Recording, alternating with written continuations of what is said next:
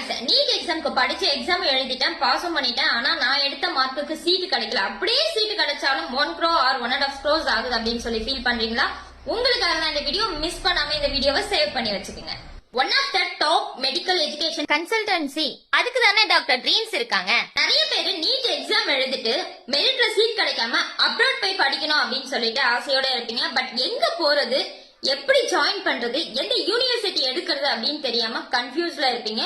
Miss பண்ணாம இந்த வீடியோவை ஃபுல்லா பாருங்க. 1.5 crores இல்ல, 1 crore இல்ல, 25 lakhs இருந்தா போதும் நீங்க ஃபாரின் போய் MBBS படிக்க முடியும்.